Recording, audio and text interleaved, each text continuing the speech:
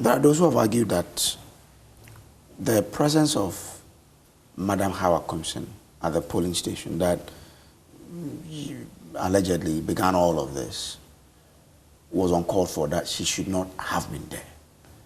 I wouldn't say she should not have been there. Okay. She had the right to be there. Mm-hmm. But you see, the very personality and behavior of Hawa Koomson is so provocative that she invites problems for herself. She acts like, how shall I say, a one-woman warrior. You know. Yasantua kind of? Not Yasantua. Okay. Can never be Yasantua. Yasantua was a queen mother. Mm. She behaved in the strictest manner that was expected of a queen mother. But this one, a rabble rouser wherever she goes. But nonetheless, I don't think she deserved to be attacked. And I believe the government must do something about it in terms of identifying the culprits and bringing them to book. Do you believe that will happen?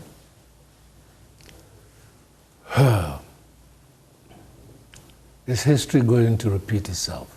You see, the NDC, as a political party, has a greater moral responsibility. Not because it is now in power, but by virtue of its historical process of becoming, imbued with the principles of probity, accountability, and social justice. So the standard of judging the performance of the government, especially of the NDC government, must be higher. And therefore, it is up to President Mahama that history does not repeat itself, like happened at Ayawaso. Ayawaso was a state-sponsored thuggery. This was not.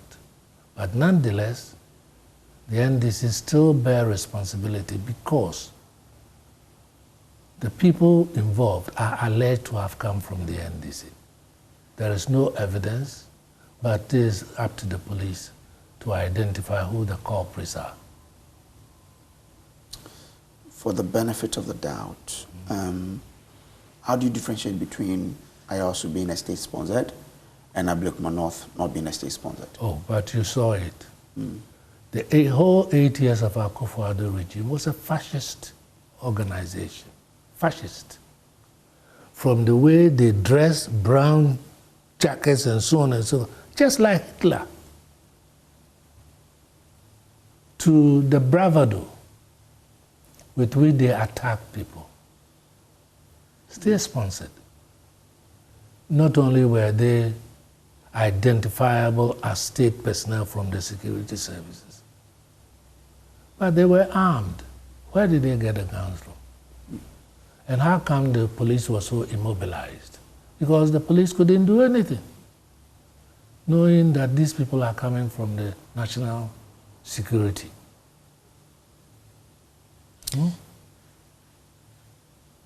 Does it come to you as a surprise when after Ayawaso, the security could not do anything, Ablekuma North, the security could not do anything? That's the sycophancy I'm talking about.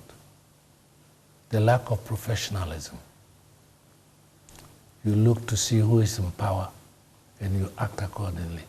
And that shouldn't be.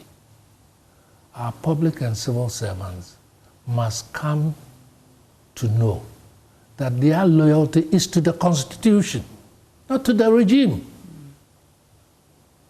So professionalism must be exhibited automatically.